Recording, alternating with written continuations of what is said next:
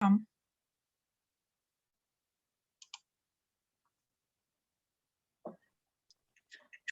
everybody have a chance to join in.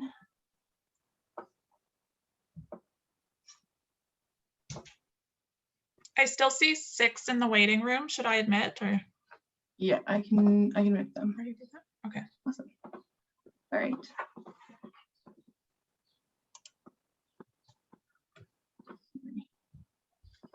All right. Good afternoon, everyone. My name is Angie Pham, and I am the Community Development Worker at Waterloo Region Community Legal Services. Just wanted to give a quick land acknowledgement. Though we are meeting virtually today, I would like to acknowledge that we are on the traditional lands of the Anishinaabe, Haudenosaunee, and Neutral peoples, and thank them for allowing us to do our work on their traditional lands. It's my pleasure to introduce today's presenters, Lou Roberts and Amanda Trites. Lou is the Indigenous Justice Coordinator at Waterloo Region Community Legal Services and assists Indigenous identified individuals in navigating areas of law such as landlord-tenant, social benefits, including Ontario Works, ODSP, CPPd, employment insurance, and consumer debt. And Amanda is the Program Coordinator for Dehsahsodre Legal Services at Healing of the Seven Generations, assisting Indigenous identified individuals in navigating criminal and family law. As a disclaimer, this session is being recorded and will be posted to our YouTube channel for those who could not attend. If you have any questions or comments throughout this presentation, please feel free to drop them in the chat box. And thank you again for your attendance.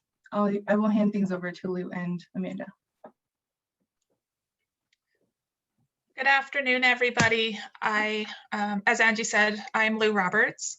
I am going to share some slides with you, so just bear with me while I share my screen.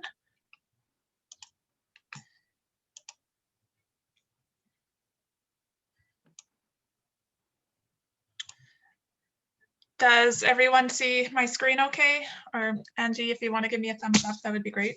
Yes, okay. It's not in presentation mode yet, though. Yes, I'll get that in presentation mode. So I'm going to present the work and services that I do and provide. If you have any questions, feel free to put it in the chat. Amanda's going to be presenting after me as well, so just want to make sure that we have enough time for everything, but feel free to put in your questions. All right. So I'm just going to wait a minute here because I still see some people coming in. So my program is called Waitlist, Indigenous Justice Services. And as Angie said, I work at Waterloo Region Community Legal Services, and I work in certain areas of law that she outlined.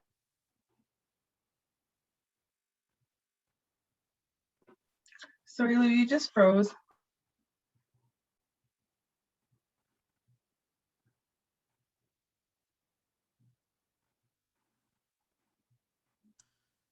I'm not getting anything. Sorry, I think she froze a little. Oh. To go over them before or at the beginning. Is everything okay now? You sound okay now, yeah, but you froze for a bit. Okay. Yeah, just let me know if I freeze. I'm not sure how to fix that. There's also a box that comes up, so I'm not sure how to fix that. And I think it's showing now, but it tends to disappear and come back, and I'm not sure why or how to fix that. So if you see a box, that's why. But yes, so if you do have any legal questions, I can't provide that legal advice, so please consult with a lawyer or a paralegal about the particular issue. I can provide resources, legal resources. So I'd like to thank Angie for providing the land acknowledgement today. I would also like to acknowledge the land that I'm on. I'm also a visitor to this territory. I'm originally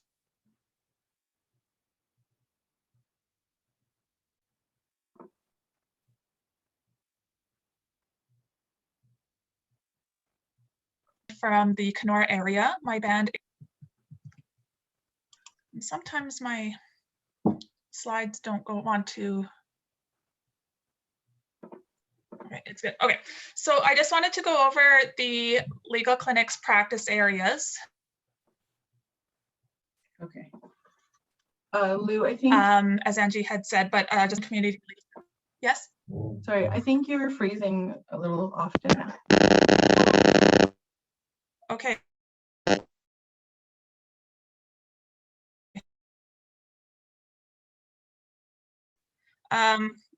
Maybe my video. Can you still see the screen? Yep. Yeah, okay, so I'm gonna try and stop my video, see if that works. Yes, please let me know if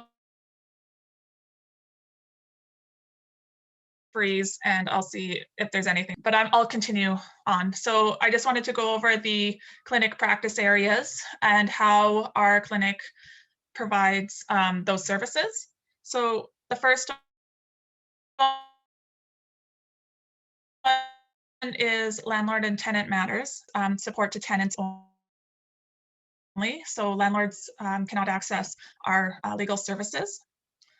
For tenants, we work with tenants who fall under the RTA, which is the Residential Tenancies Act. So anybody that is renting under a private landlord, rent geared to income landlords. We also provide support for loss of subsidy issues.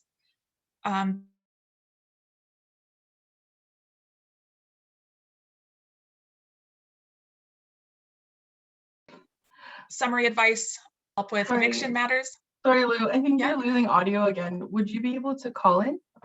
I'm gonna try something else. Okay.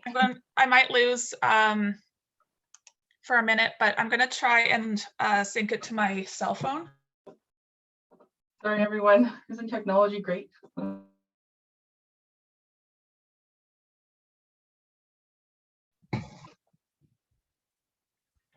Yeah, sorry about that. The wonders of technology.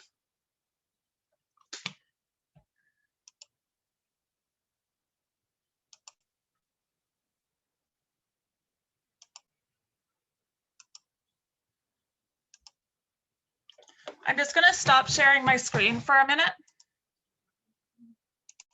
Okay. This were.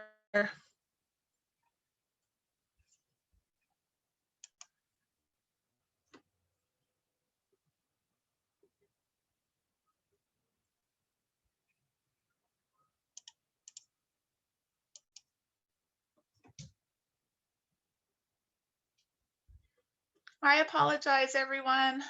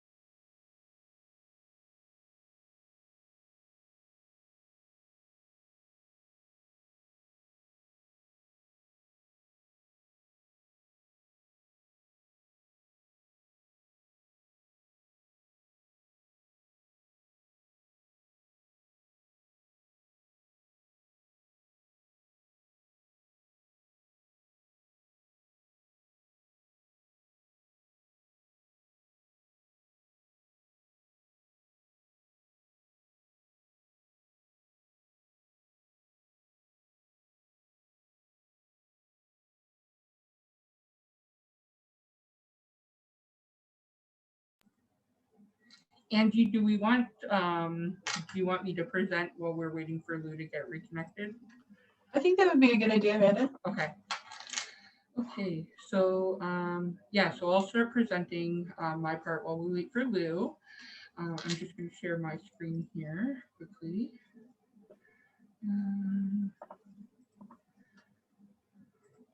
Okay, so my name's Amanda Trites. I'm the program coordinator for Dehsahsodre Legal Services here at Healing of the Seven Generations. As you guys can see, I have our my team's names and email addresses on here. We did just grow by another team member. We focus primarily in providing services for our First Nations, Métis, and Inuit peoples in navigating the criminal courts as well as family courts and family and children's services. We also help out with many other different systems for navigation and help with that. So part of the services that we provide here, I'm sorry I wasn't able to get a slide ready, is we help with providing an understanding of the court systems. So what it looks like on a day-to-day basis. When the courts are open, we would normally walk our clients through what the process of going into court looks like. So going through security, where they would go, where they would find their courtroom number, time that they would attend court on, speaking with legal aid, filling out legal aid forms, getting their certificate, interviewing different lawyers, talking to the duty counsel, finding and filing paperwork, understanding what their court orders state, or probation orders for criminal court. We advocate for Gladue principles within the criminal courts. For Gladue reports, understanding that our individuals that come in who are First Nations, Métis, or Inuit may not fully understand their rights as an individual or how to navigate the court systems, and for the courts to understand and acknowledge that a lot of our Indigenous people, the reason that they're in there is usually due to generational trauma, systematic racism, overrepresentation, a lot of trauma from the child protection system, things like 60 scoop, 70 scoop, 80 scoop, millennial scoop, residential schools. And we do what we can to advocate with the courts in providing different approaches other than punitive practices. So we look at healing lodges, so we'll help with intake form referrals, and getting our clients to a traditional location where they're able to deal with some of those traumas and addiction issues that they may experience. We help them to understand what their charges are, what that outcome could look like. We do not provide legal advice. We always inform them that they should seek legal representation for that, and to speak to their lawyer, but just helping them to understand what some of the jargon means in the courts. We connect them with their probation officers or services that they might be able to use. We can connect them with our traditional knowledge keeper, fire keeper, for some counseling. We do Gladue letters and reports. Privately right now, we are still looking to get public funding for that. We help out with status card applications, getting their information and their files from Family and Children Services, healing circles within the court. So we are looking at bringing the Indigenous People Court to Kitchener, Waterloo area. We also have a diversion program and a bail program that we are starting to implement within the court systems. We have addiction support and referrals, mental health supports. We do a lot of advocacy. We do training within the court system. So I can go in and do presentations with lawyers, Crown attorneys, judges, Family and Children Services, the hospitals, anything like that, on Indigenous issues, what the different types of legislation that we use are. We do hold the Eagle Feather for anyone who would like to use that during court hearings and processes. We do alternative dispute resolution. When it comes to family courts, we work really closely with Family and Children's Services in order to try and keep our families together in the best way possible. And if we're not able to do that, which is the best culturally appropriate way to go about that that apprehension. So we work with kinship, customary care agreements, we work with the bands. We provide support to the families in advocating with the workers because it can be very frustrating and cause a lot of trauma for our First Nations, Métis, Inuit peoples when dealing with Family and Children's Services. We also are a access visit site, so we can do supervised visits, unsupervised visits. We're also a safe exchange site, so anybody who has no contact orders with their partners, or there's a lot of conflict there and they don't want to see each other, they are able to drop their children off to our site. We have somebody who, a worker that would stay with them until the other parent was came to do their pickup. We can help out with any legal forms, filling them out, understanding them, and then we work really, really closely with the lawyers in making sure that we can get anything like a custody form or anything that's filled out privately, notarized and brought forward in front of the Justice of the Peace. So that's just some of the stuff that we do at Dehsahsodre. We continue growing and adding more and more to that. Programming that we are going to be adding is also going to be dealing with human trafficking and our missing and murdered Indigenous women and girls, Two-Spirit peoples. And then Healing of the Seven Generations themselves have over 22 different programs that are going on at all times. Our newest one is a family program where we work really closely with Family and Children's Services in supporting anybody within our community that is a parent to First Nation, Métis, Inuit children, whether that be biological, adoptive, or foster parent, in ways that they can bring the culture into the family, into the rearing of the children, traditional practices for food sovereignty. We have our food hamper program, Christmas programs. We have lots of youth programming. And as you can see, I've put down pretty much the ones that we're able to still currently run during COVID. A lot of it is virtual. Some of it is you are able to access outside of the virtual space, like our backpack program, birthday closet, our food hamper. And yeah, we continue to grow and we continue to add more programs to that. So we're also looking at working with the police very closely in making and Family and Children's Services and making that initial intervention instead of apprehension. So these are just some of the areas that we can help out with and that we are, our staff are knowledgeable in. And we work very closely with Lou. So I will now switch it over and let Lou finish up her presentation now that she's back, and hopefully we have no more issues on that, and then we'll answer questions at the end. I want to stop sharing. Thank you, Amanda. Yeah, hopefully there are no more issues. If there are, I'll try calling in again. Okay.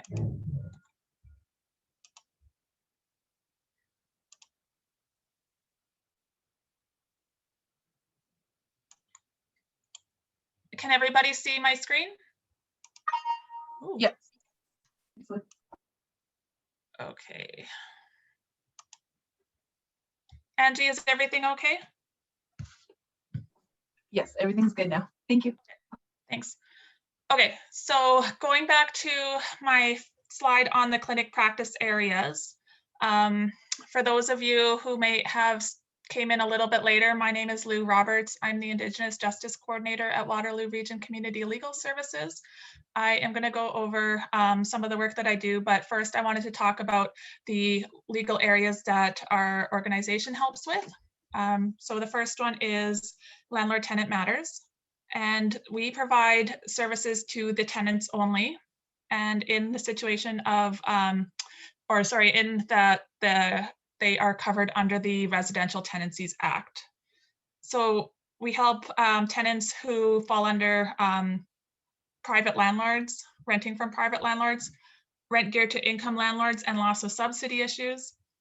Our clinic provides what is called summary advice, and there's also possible representation from a lawyer or paralegal if they are to attend an LTB hearing.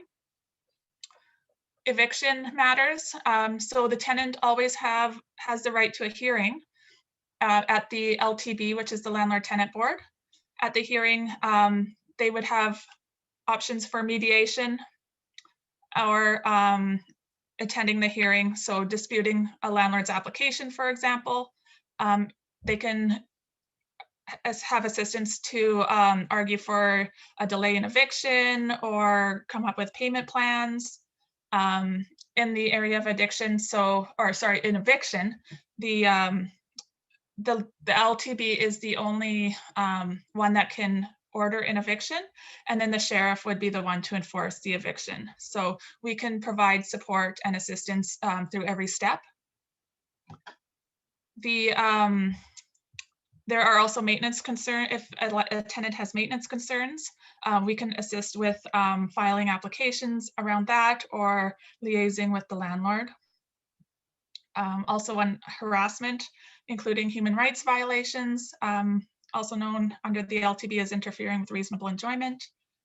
And just as a disclaimer, we don't provide assistance with tenant concerns typically. It's just falling under the Residential Tenancies Act, tenant on landlord.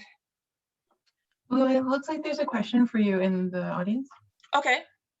Jan, would you like to ask? You can unmute if you'd like.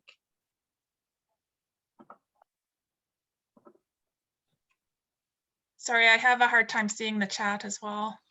That's okay. Oh. Maybe it was an accident.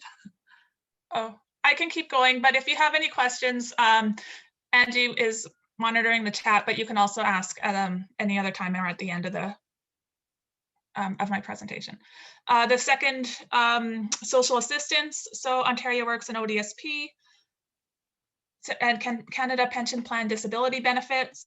So for OW and ODSP, we can help with the application process. ODSP, for example, has quite an extensive application process. Ontario Works is fairly simple. It's an online application. So I don't normally get requests for that, but I can answer inquiries. They also, so ODSP and OW sometimes help for paying for other things such as prescription drugs or some dental services, special diets, so we can provide information and assistance for those kinds of applications, or medical, traveling for medical appointments, for example. We can, so I can help at the beginning of applying for ODSP, for example, but if somebody is denied, they have a process that an individual will go through, and our clinic can help with that. If it goes to the appeal stage, then there's possible legal representation. For Ontario Works, we can assist with appeals, denials, overpayments, and income. Some sources are deducted dollar for dollar, so we can assist with other sources of income and just provide information on employment income if somebody were on ODSP or Canada Pension Plan Disability. If there's inquiries about, living with a significant other and how that affects benefits. Employment law. So for employment law, we're limited to the Employment Standards Act and human rights issues.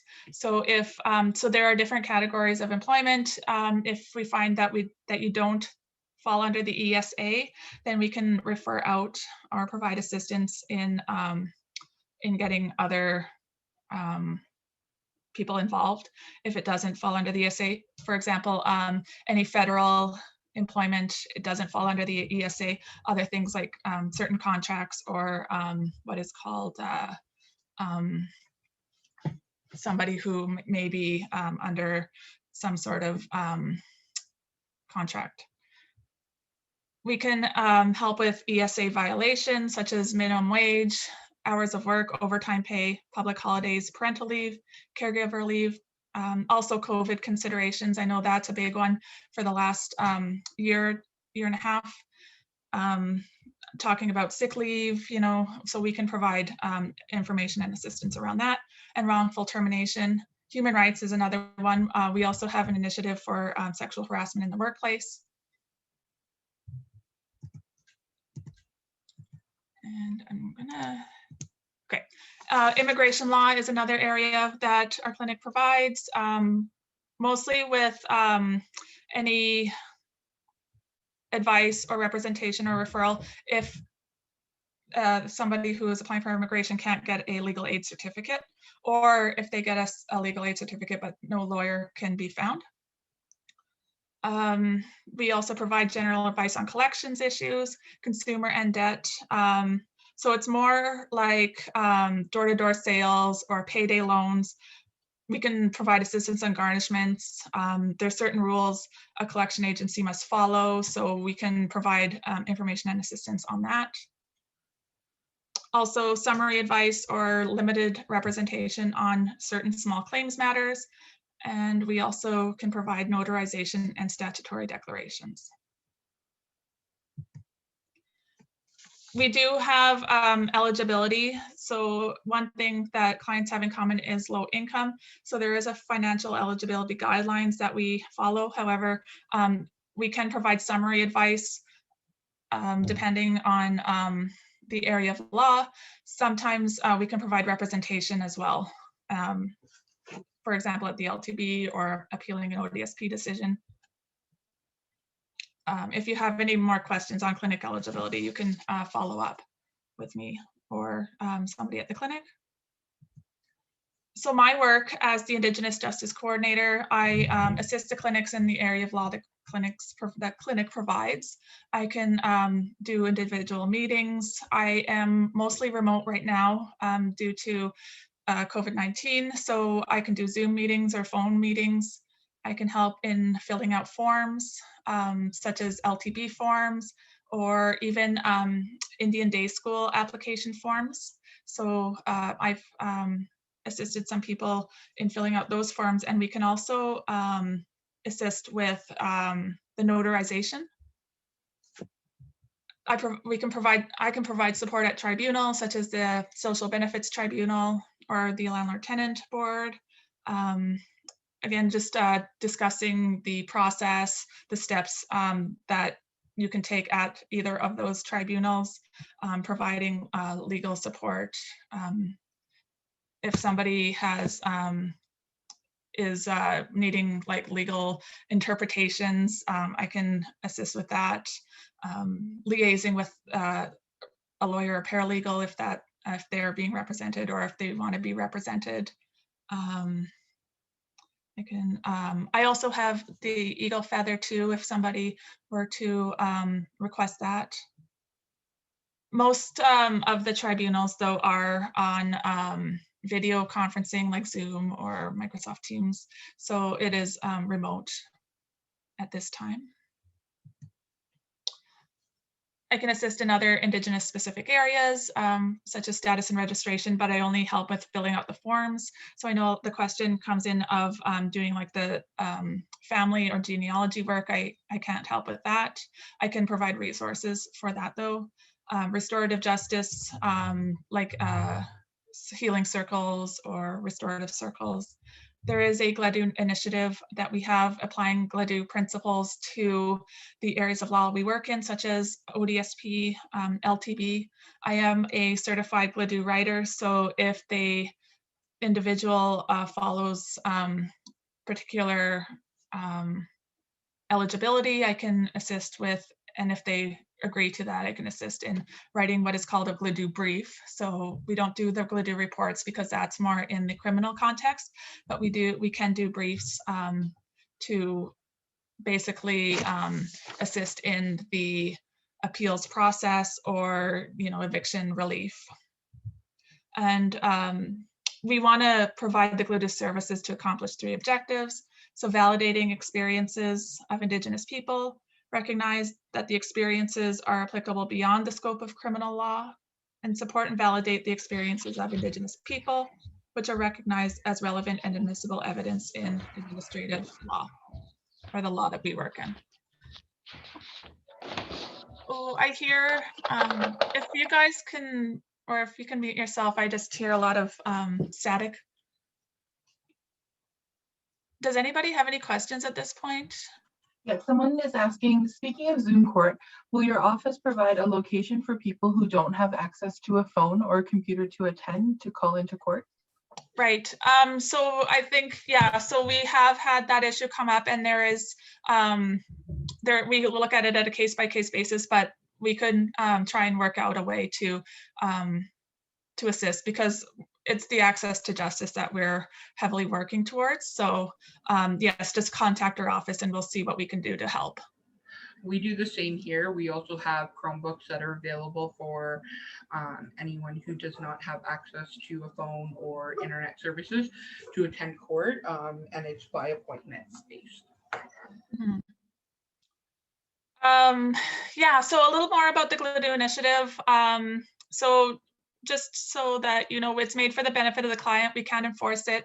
It's very client-centered. So knowing that there could be trauma, re-traumatization involved, just trying to get those supports available for somebody who's going through that process. And we're really cognizant of the re-traumatization that it could occur. Someone's just asking, what is the purpose of a GLUDU brief or assessment?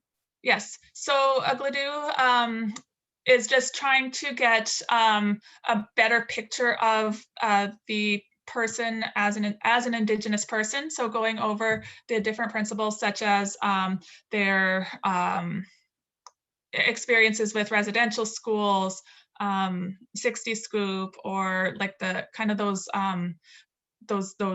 background factors of colonization that has occurred with Indigenous people. So like in the context of criminal, it's meant to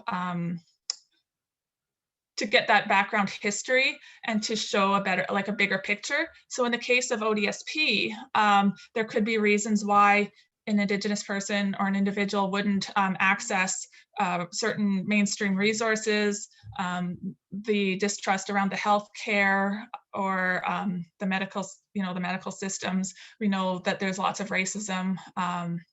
So it's just to provide that kind of whole person picture and to try and be successful in, for example, like the ODSP process. If they were initially denied, then to try and create a better picture for them to be successful in applying.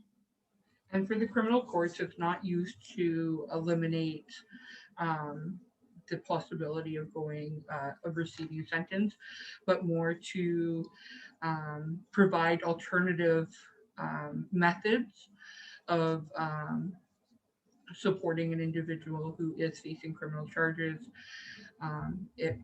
As we are disproportionately represented in the justice system, instead of placing a lot of our individuals in institutions federally or provincially, maybe because of a lot of trauma that was caused by residential school or 60 Scoop, we can provide them through the courts with ways of getting into a healing lodge or support in the area that would help to eliminate or help them to get through that trauma and get on a better path in their life.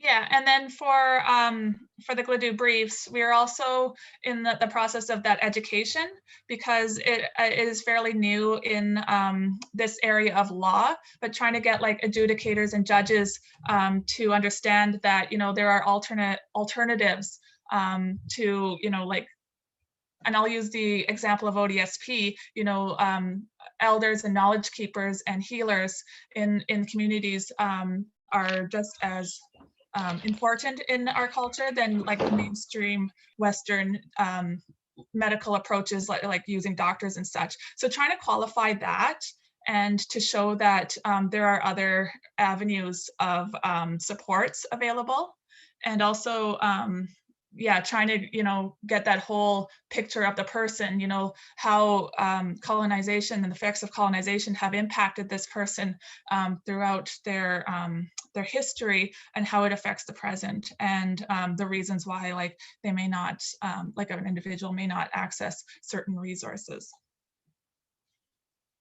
I'm going to move on, but if you have any questions, I will answer after my presentation. So human rights, although we don't provide, human rights in all aspects, we will assist in human rights, like under the Landlord-Tenant board, or else under employment. I can provide the referrals. For example, there's the Human Rights Legal Support Center, but I do come across a lot of human rights type violations, and I can provide that information and support. So even if I do provide a referral, I can assist that person navigating the different areas of law. Lou, someone's asking, do you have a wait list, or can a client contact you and get assistance fairly quickly? I don't have a wait list. I usually provide that information. So like in landlord-tenant issues, for example, like if somebody is facing an eviction for whatever reason, I can provide that information and referrals pretty immediately. But it just depends on where in the process they are. Like if they have a hearing coming up, obviously they would have to wait until the hearing, but I can provide that support as they're waiting for the hearing. This comes up a lot. So there's something called an N12 where landlords are evicting a lot of people recently because they want to use it for their own, or they're saying that they're selling their unit and they want it empty by the time they sell, and just letting them know what the rights are around those issues. Like a landlord cannot just send a letter to someone saying, I want you out of the unit because I'm going to sell, right? So giving that knowledge that, no, you don't have to move out. They have to follow a particular process.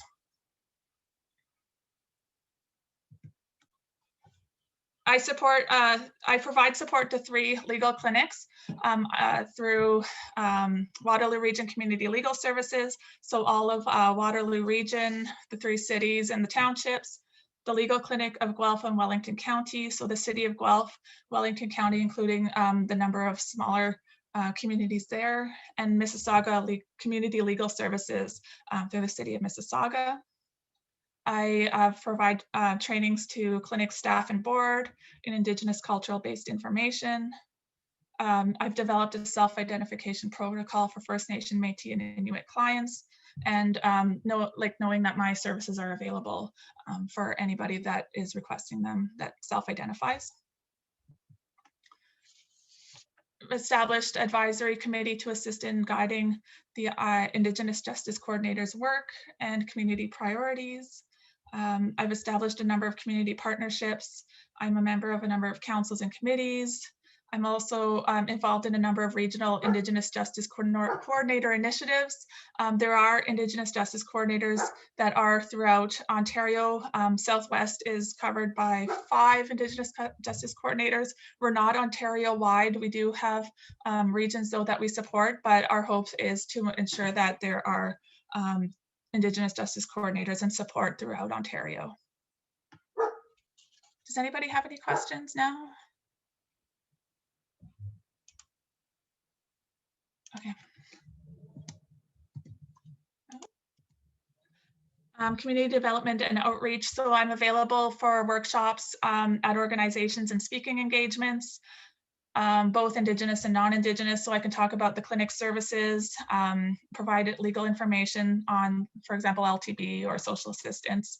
I can help connect with legal advice from our lawyers and paralegals, provide restorative justice options, such as healing circles, restorative circles, the GLADU brief, like I was talking about previously, so I can provide information on what is GLADU. I know that is a huge area that people may not know or may want to know more about, and other Indigenous topics. And that's it for my presentation. So we can go to questions as well now. So I will stop sharing my screen. All right. Okay, so I see that there's a question for me. Can you tell us about diversion programming in criminal court? Yeah, so right now, our diversion programming is, we're just starting to implement it. So instead of utilizing the mainstream diversion programming that they have, we're working with the criminal courts to allow our First Nations, Métis, Inuit peoples who self-identify and are receiving their first charges or have not accessed diversion programming before to utilize our traditional knowledge keeper here. So whether that's our executive director, Donna, or our firekeeper, knowledge keeper, Kelly Curley, for some counseling. They would see them for either one of them for about 4 to 5 sessions. And then after that, we would check in with the courts. I would provide a letter confirming that they had attended these sessions, as well as either Donna or Kelly. And that would allow us to go through the process of dropping those charges and keeping that individual out of the justice system in that way. So yeah, we're really working on pushing that forward and utilizing that. It could also include them attending a sweat lodge or ceremony or volunteering here at the center, something that allows them to give back and pay their, like, acknowledge that they did do something wrong, but show that they're willing to go back onto the right path, and that they put their debt back to society in a traditional and wholesome way that is acceptable to the courts as well. Thanks, Amanda. Lou, there's a question for you. Could you please share a little more about the self-identification protocol you established?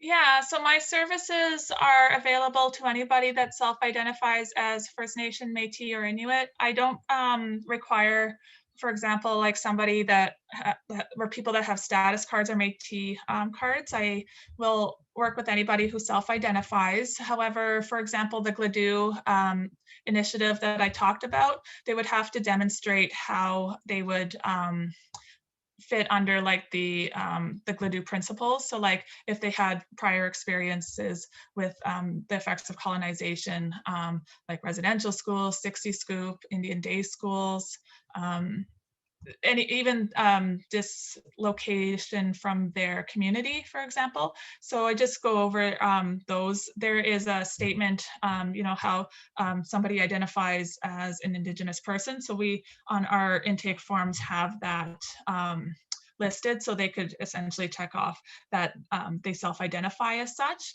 and then for the reasons of the Indigenous Justice Coordinator, and they can choose whether or not they want my services or assistance in the process, like if they're in a particular process such as LTB or ODSP or any others, if they want that support. Thank you. And Amanda, can you tell us about the bail program in criminal court? Yeah, of course. So our bail program is actually quite similar to that of the mainstream, just due to the requirements for the bail programming. So like the diversion programming, we would connect them with our knowledge keeper for some traditional counseling if they're available for it. We would also work with the Crown Attorney to create their bail plan, and they would do, instead of doing their check-in with the youth in conflict or with the Waterloo Regional Police, they would do their check-ins with our organization. So their check-ins would be directly with me instead of somebody at youth in conflict, or like I said, the Waterloo Regional Police Services. And I would be the one that would be reporting back to the courts on if the individual was following through on their bail plan or not. And then once they've completed our requirements, which we require that they have a minimum of 3 sessions with Kelly Curley, and that they partake in some volunteer work around the organization or anything like that for their bail programming, then we would again send a letter to the courts confirming that they have met the requirements of their bail plan, and that they have been meeting their check-in, and then we continue to provide assistance and supervision after the fact, which is something that is not included in our normal bail programming. I shared my screen again just for Waterloo Region Community Legal Services contact information. I have put my email in the chat as well, and then my email is on here. Our website, I guess, is not currently working though, although we're working to try and get it back up. But there is also the phone number that you can call for the main office. And we're also on social media. Thanks, Lou. There's another question for you both. Given the ongoing struggles with illicit drugs, has anyone considered or inquired about working with the Crown in getting a drug court program in this region, where the process is radically different from a criminal court process? Yeah, so I'm actually working with the Crown Attorney's Office and Meg for our Indigenous Peoples Court. So Indigenous Peoples Court would focus on all different types of court. So it would include our mental health court, our drug court, our domestic violence court, and it would be done in a circle process where the way that we would do that is instead of the judge being up on a stand above everybody looking down and being the individual who is being accused of anything being behind the bench or in the off to the side, everybody would be in that circle, and the individual would be able to tell their story, hear the stories of their victims, of community supports, of the judge, of the Crown, and it's more of a discussion style sentencing process. So it looks really different. We find that in watching Toronto and Brantford and other courts that have that it is very successful. So we are in the process of hopefully bringing that to the Waterloo region within the next year or two. And yeah, as soon as we have that going, we'll be announcing that and letting everybody know that that is available.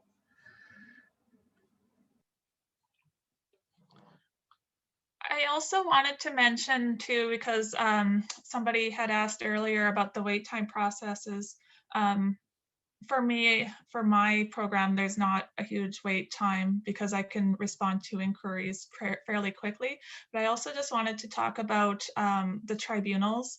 And so there are huge wait times to get hearings. The LTB is quite backed up. So if a tenant were to request a hearing, it may take some time to get into a hearing, or alternatively, if they have been served by their landlord, it could be a while before they get their hearing. So they can check in with, if they contacted our office or contacted me, they can check, I can check in, they can check in before the hearing. We can help to gather evidence. Also, ODSP has a huge wait list, so somebody can apply for ODSP, but I've heard of wait times being almost 2 years if they were denied and they're appealing it. So it's a very, very long process and a very, very long wait. And it's difficult, especially with somebody waiting on ODSP, because there often is no interim supports, financial supports to wait to get their hearing. So. Thanks, Lou. Amanda, there's a question for you. So back to the, was it the drug court program? The question is, so would this include the society as necessary? That's something that we are discussing with the Crown Attorney and Meg, if we would be able to open it up to society as need be, if that's what they request, or if they are going to make it so that it is just Indigenous specific. We do acknowledge that whether you're Indigenous or not, Indigenous practices can have great impacts on individuals' lives. And we don't feel that you should have to be Indigenous to be able to utilize the support that actually works for you. So this is something that we are talking about. I can't say for sure if it is going to be available to the entire society or not, but it's we're pushing for the availability to be there no matter what.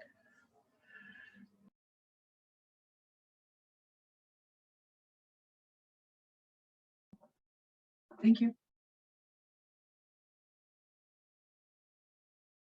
Someone else has said, I'm thinking of when Indigenous families are already involved with family court and not having two very different outcomes, so to work collaboratively. Just a thought.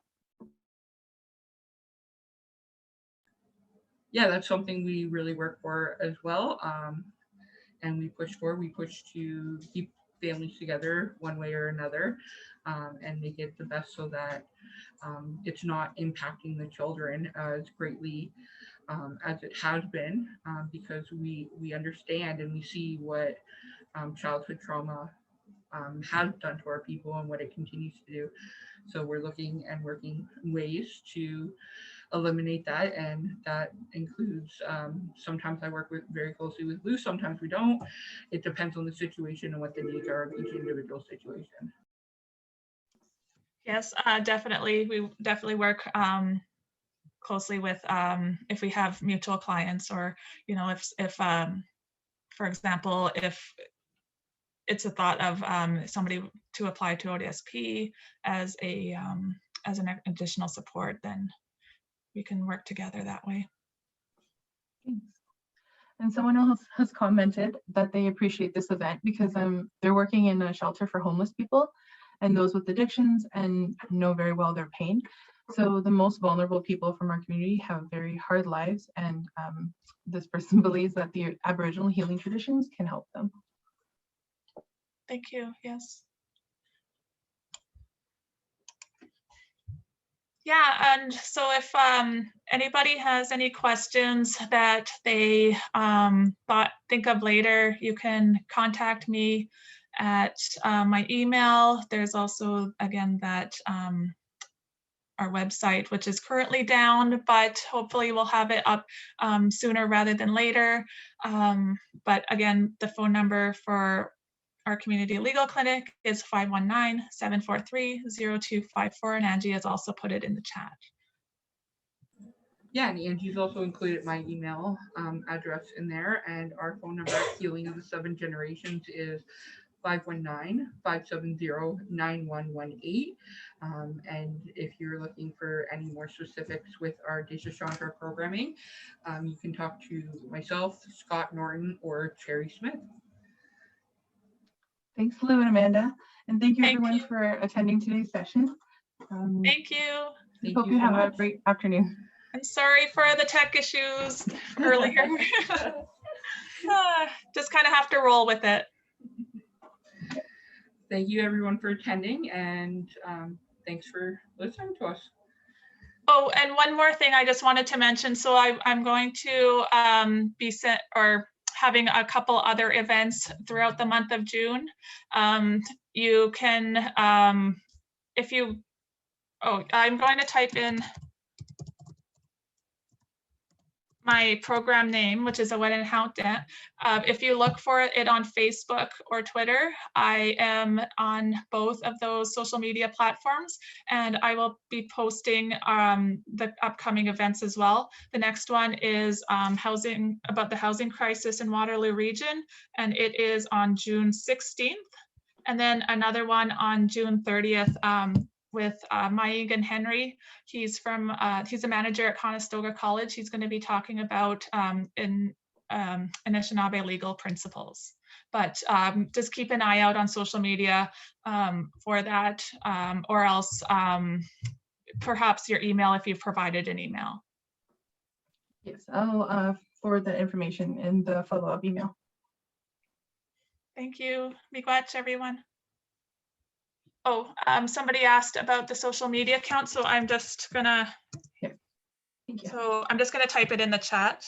If you just do a search for my program name, Owen and Hampton, but I know it's kind of tricky to spell. So, oh, it didn't go.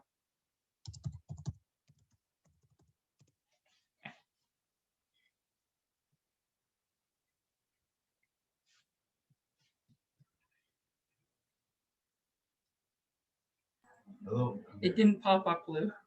Oh, it went to somebody directly. Sorry about that. I don't know why it went directly to a person. Let me just type it in.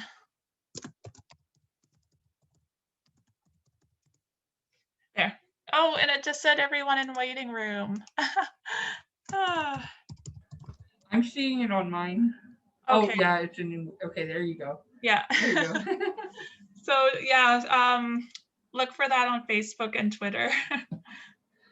Awesome. Okay. Thank you. Thank Bye, you all for everyone. coming. Bye. Thank you.